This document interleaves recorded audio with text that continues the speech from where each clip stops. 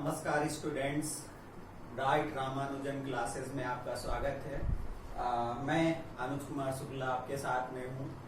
बच्चों, कुछ स्टूडेंट्स की डिमांड थी कि क्लास 12th इंटीग्रेशन का चैप्टर में जो एक्सरसाइज 9.4 है उसमें क्वेश्चन नंबर 17 से लेकर क्वेश्चन नंबर 22 तक के क्वेश्चंस में बच्चों को प्रॉब्लम्स थी। तो आज मैं क्वेश्चन नंबर 17 से लेकर क्वेश्चन नंबर 22 तक के क्वेश्चंस को सॉल्व करूंगा। बच्चों, आप मेरे साथ बने रहिए। डिस्क्रिप्टिव क्वेश्चंस हैं और उनको जो एप्लीकेशन ऑफ इंटीग्रेशन के चैप्टर में जो डिफरेंशियल इक्वेशन है उसमें एप्लीकेशन ऑफ डिफरेंशियल इक्वेशन से रिलेटेड ये क्वेश्चंस हैं। तो चलिए बच्चों स्टार्ट करते हैं। जिन लोगों ने अभी तक मेरे चैनल को सब्सक्राइब नहीं किया है तो वो चैनल को सब्सक्राइब कर दें, जिससे जो भी नए वीडियोस में डालता रहूंगा तो आप तक पहुंचते रहेंगे। और लाइक और शेयर करना ना भूलिए। तो चलिए बच्चों स्टार्ट करते हैं कि क्वेश्चन क्या है। क्वेश्चन है बच्चों की find the equation of a curve. हमें एक कर्व का इक्वेशन फाइंड करना है। Find the equation of the curve passing through the point 0, -2। उस कर्व पर एक पॉइंट है 0, वहां से एक कर्व क्या कर रहा है, पास कर रहा है। गिवन दैट एनी पॉइंट, उसी कर्व पे एक पॉइंट x, y है। Given that any point x, y on the curve the product of the slope of the tangent. कोई कर्व है और उसकी स्लोप है, उसमें एक टेंजेंट है, तो उस टेंजेंट की slope, the product of slope of the tangent and y coordinate of the point is equal to x coordinate of the point. बच्चों, y इक्वल टू fx कोई कर्व है, y इक्वल टू fx कोई curve है, उस पे एक point x, y है। उस x, y पे वहां पर एक टेंजेंट है और टेंजेंट का slope of the product of the slope of its tangent and y coordinate is equal to x coordinate of the point. Point x, y है, इसमें y का प्रोडक्ट हम स्लोप ऑफ टेंजेंट से कर दें और इक्वल टू x पुट कर दें। ये रिलेशनशिप इसमें गिवन है। तो बच्चों क्या करेंगे, हमें पता है कि जब हम लोग डिफरेंशिएशन पढ़ रहे थे, टेंजेंट और नॉर्मल पढ़ रहे थे, तो वहां पर हम स्लोप ऑफ टेंजेंट हम लोग फाइंड कर रहे थे। तो स्लोप ऑफ टेंजेंट का फार्मूला होता है m equal to dy/dx at any point x, y, x1, y1। तो ये स्लोप ऑफ टेंजेंट होता है। तो बच्चों इसमें क्या करना है, हमें एक कर्व का इक्वेशन फाइंड करना है और कर्व का इक्वेशन फाइंड करने के लिए एक रिलेशनशिप दी गई है कि स्लोप ऑफ टेंजेंट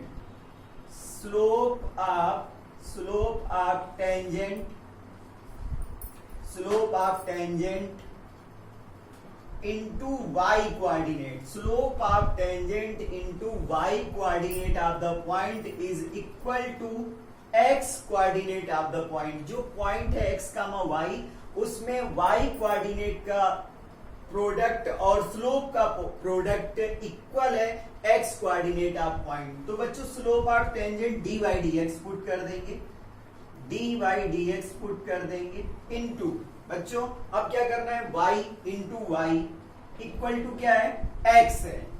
बच्चों अब ये क्या हो गया, डिफरेंशियल इक्वेशन बन गया। तो वेरिएबल सेपरेबल मेथड से हम लोग क्या करेंगे, y into D Y into X dx हो जाएगा। बच्चों y into D Y equal to X dx हो जाएगा।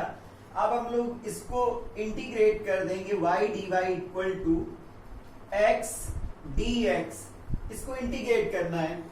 तो बच्चों y को dy के रिस्पेक्ट में इंटीग्रेट करेंगे तो y² 2 इक्वल टू x को करेंगे तो x² 2 प्लस c, कांस्टेंट आ जाता है। बच्चों ये कांस्टेंट फाइंड करने के लिए हम लोग को कंडीशन दी गई है कि ये कर्व कहां से पास हो रहा है, 0, -2 पे, मतलब 0, -2 इस कर्व को क्या करेगा, सेटिस्फाई करेगा। तो हम लोग यहाँ पर कांस्टेंट को फाइंड करने के लिए हम लोग क्या करेंगे, x और y की वैल्यू, x की वैल्यू 0 और y की वैल्यू -2 पुट करेंगे। तो this curve is passing through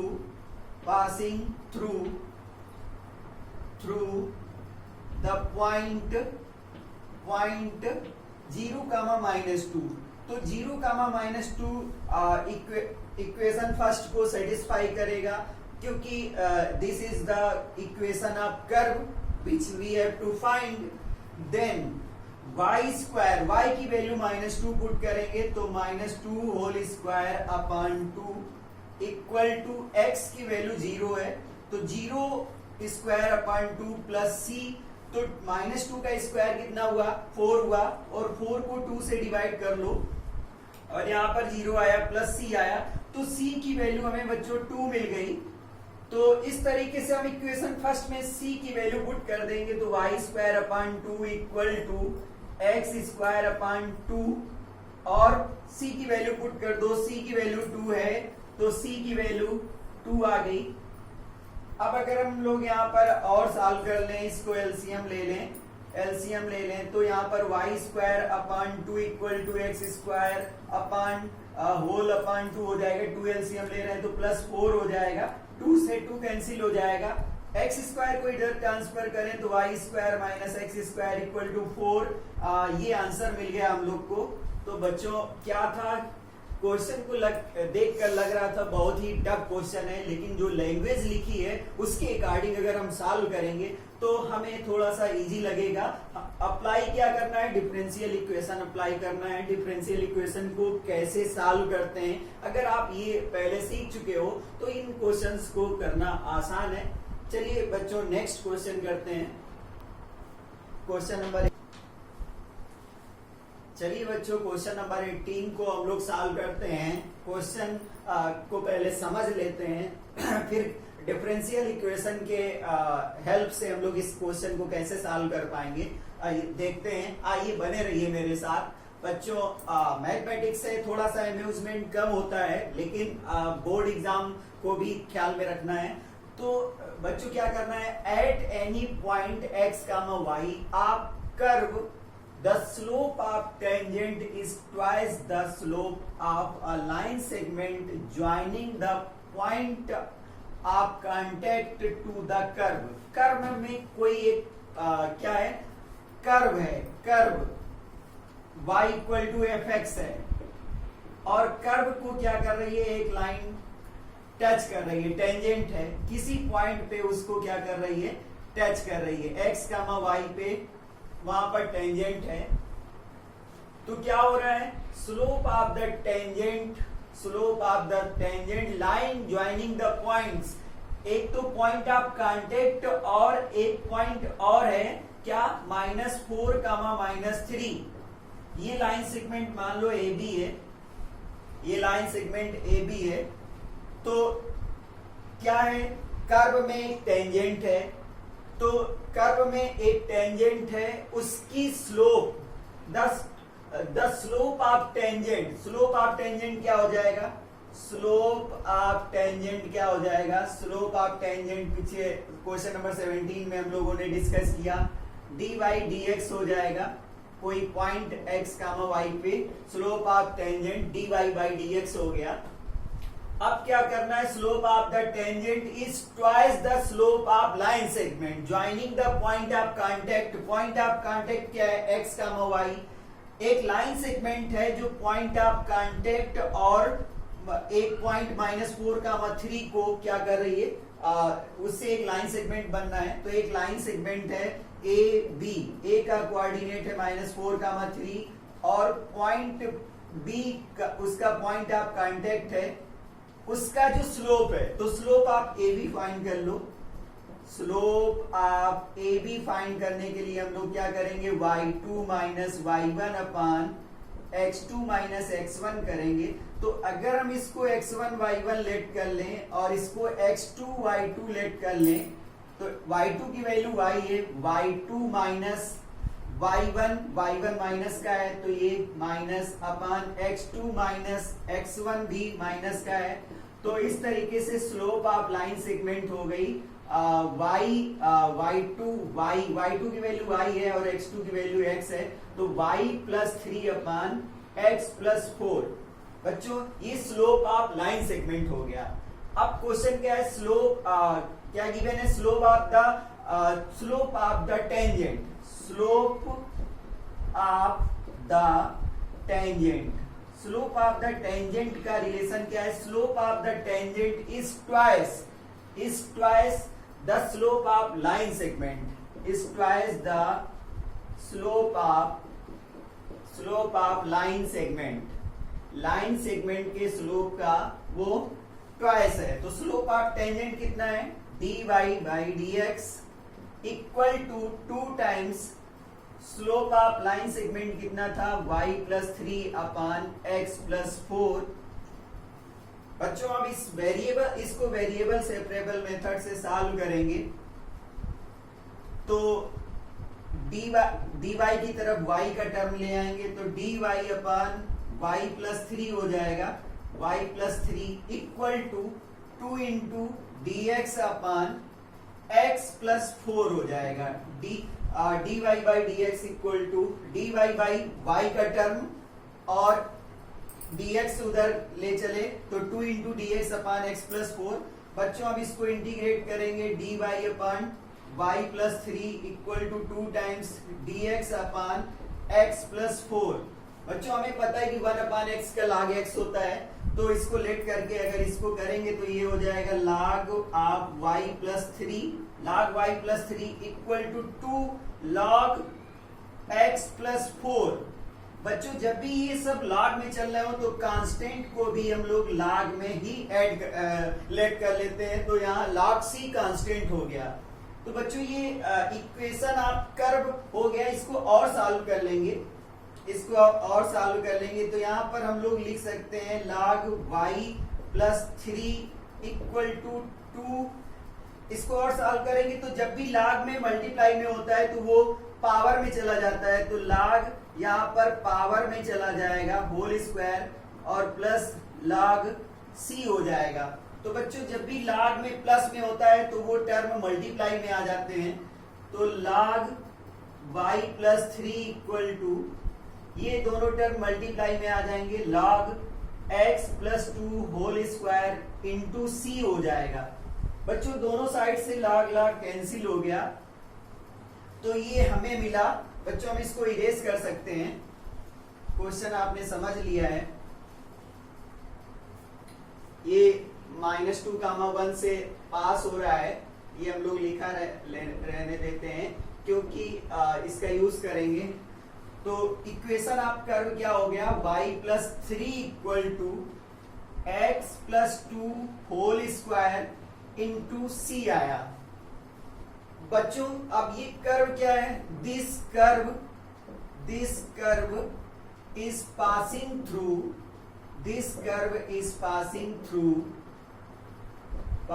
through the point -2, 1। अगर ये कर्व यहां से पास हो रहा है तो कर्व क्या करेगा, इसको सेटिस्फाई करेगा। तो x की वैल्यू -2 और y की वैल्यू 1 पुट कर देंगे, तो यहाँ पर 1 plus 3 equal to -2 plus 2 whole square, x की value -2 plus 2 whole square into c। यहाँ पर 4 इक्वल टू कुछ ना कुछ मिस्टेक है, log y plus 3 equal to 2 dy dx। यहाँ पर स्लोप ऑफ ए बी सही है, tangent slope of tangent is equal to 2 times slope of line segment, वो भी सही है। dy के साथ में 1/3 आ गया, वो भी सही है। तो ये मल्टीप्लाई में हो गया। हम लोग क्या करें, यहाँ पर log of y plus 3 equal to log of x plus 4 था, यहाँ पर x प्लस 4 था, ये मिस्टेक हो रही थी, x प्लस 4। यहां पर x प्लस 4 होगा, x प्लस 4। अब सही है, तो यहां पर हम लोगों ने 1 प्लस 3, y की वैल्यू 1 पुट कर दी तो 1 प्लस 3 हो गया, और x की वैल्यू -2 पुट की तो यहां पर 2 स्क्वायर इंटू सी आया, 2 स्क्वायर इंटू सी आया। तो मैं इसको इरेज कर सकता हूं। तो यहां पर 4 इक्वल टू 4c आ गया, तो 4 से 4 कैंसिल हो गया, तो c की वैल्यू यहां पर 1 आ गई। बच्चों यहाँ c की वैल्यू 1 आ गई, और इक्वेशन ऑफ द कर्व था हमारा y plus 3 equal to x plus 4 whole square into c. अब हम लोग c की वैल्यू रिप्लेस कर देंगे तो हमें इक्वेशन ऑफ कर्व मिल जाएगा। तो y plus 3 equal to x plus 4 whole square into 1, तो y plus 3 equal to x plus 4 whole square. तो ये इसका क्वेश्चन नंबर 18 का सलूशन है। बच्चों अभी बने रहिए मेरे साथ, मैं क्वेश्चन नंबर 22 तक सॉल्व करवाने वाला हूं। चलिए बच्चों क्वेश्चन नंबर 19 सॉल्व करते हैं। बच्चों अगर आपने अभी तक मेरे चैनल को सब्सक्राइब नहीं किया है, लाइक नहीं किया है, शेयर नहीं किया है, तो आपसे रिक्वेस्ट है कि आप कर लीजिए। ऐसा करने से मुझे एनर्जी मिलती है। आप जब ऐसा करेंगे, अप्रिसिएट करेंगे, तो मुझे अप्रिसिएशन मिलता है और ज्यादा से ज्यादा वीडियो बनाने की मेरी इच्छा जागृत हो जाएगी। तो बच्चों चलिए क्वेश्चन समझते हैं कि the volume of a spherical balloon being inflated at a constant rate. Balloon का जो वॉल्यूम है वो इंक्रीज हो रहा है एट अ कांस्टेंट रेट। पहले बैलून ऐसा था, फिर बड़ा हो गया, फिर बड़ा हो गया, फिर बड़ा हो गया, तो इस तरीके से उसका वॉल्यूम क्या हो रहा है, इंक्रीज हो रहा है। और उसका शेप कैसा है, स्फीरिकल है, being inflated at constant rate. उसका जो रेट ऑफ इंक्रीज है वो कांस्टेंट रहता है, कांस्टेंट रेट से उसका वॉल्यूम इंक्रीज हो रहा है। इसका मतलब जो उसका वॉल्यूम है वो टाइम के रिस्पेक्ट में चेंज हो रहा है। जैसे जैसे आप उसमें एयर को फ्लो करेंगे, फिल करेंगे, तो आप एयर को फिल करने में टाइम लेंगे, तो टाइम के साथ साथ उसका वॉल्यूम का स्फीरिकल का वॉल्यूम क्या हो रहा है, बैलून का स्फीरिकल वॉल्यूम चेंज हो रहा है, इंक्रीज हो रहा है। If initially its radius is 3 units. शुरू में जब आपने बैलून लिया तो उस टाइम, जब टाइम t इक्वल टू 0 था, इनिशियल टाइम था, तो उस टाइम रेडियस 3 यूनिट थी। और जब आपने 3 सेकेंड्स तक आपने उसमें एयर को फिल किया तो उसका रेडियस इंक्रीज होकर 6 यूनिट्स हो जाता है। तो find the radius after t seconds. After t second के बाद बैलून का रेडियस कितना है वो हमें फाइंड करना है। तो चलिए बच्चों पहले तो हमें क्या मालूम होना चाहिए, वॉल्यूम ऑफ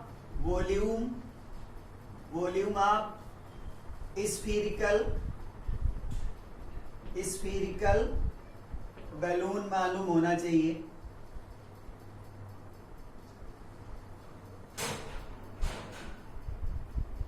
तो v इक्वल टू हो जाएगा 4/3 पाई r क्यूब हो जाएगा। v equal to 4/3 pi r cube हो जाएगा। ये वॉल्यूम क्या हो रहा है, टाइम के रिस्पेक्ट में चेंज हो रहा है, dv/dt, change in volume time के रिस्पेक्ट में। तो ये भी क्या होगा, ये भी रेडियस भी टाइम के रिस्पेक्ट में चेंज हो रही है, रेडियस भी टाइम के रिस्पेक्ट में चेंज हो रही है।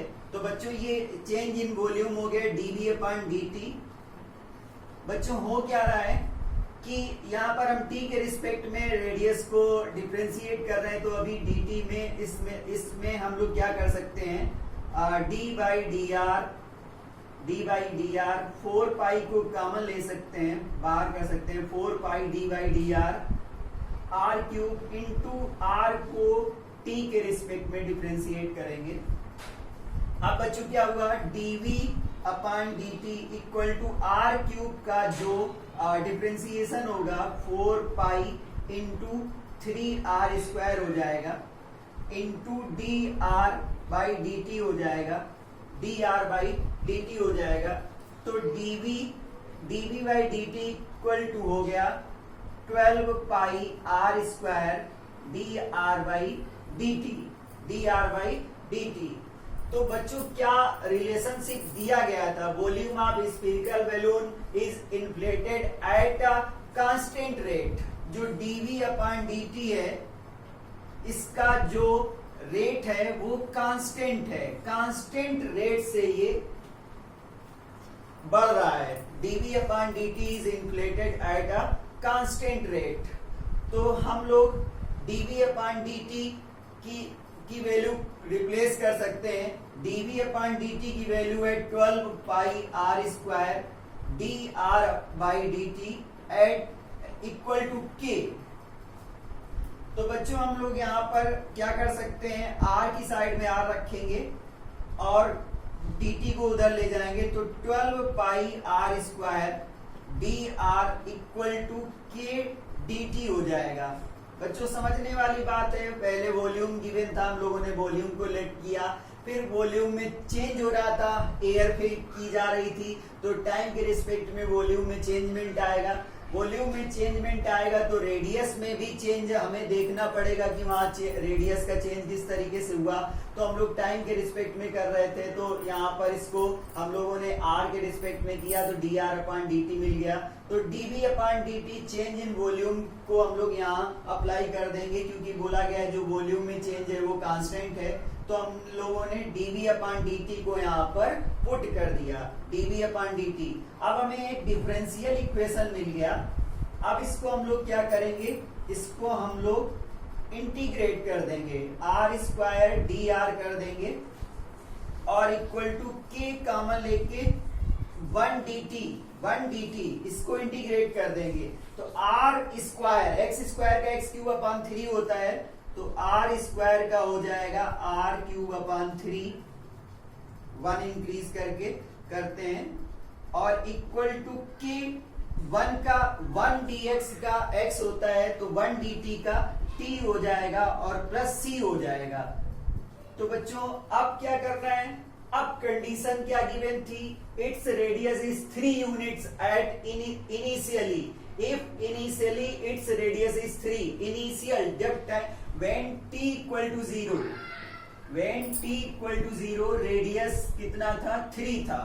तो जब टाइम कितना था, 0 है, तो उसका रेडियस कितना है, 3 है। तो इसमें पुट कर देंगे, पुट इन इक्वेशन 1, इक्वेशन 1 में पुट करेंगे। तो यहाँ पर इसको सॉल्व कर लो, तो 4 पाई हो गया, 4 पाई इंटू आर की वैल्यू 3 क्यूब हो जाएगा, 3 क्यूब और equal to k into 0 plus c हो जाएगा। तो c की वैल्यू कितनी आ जाएगी, 4 pi into 27 equal to c।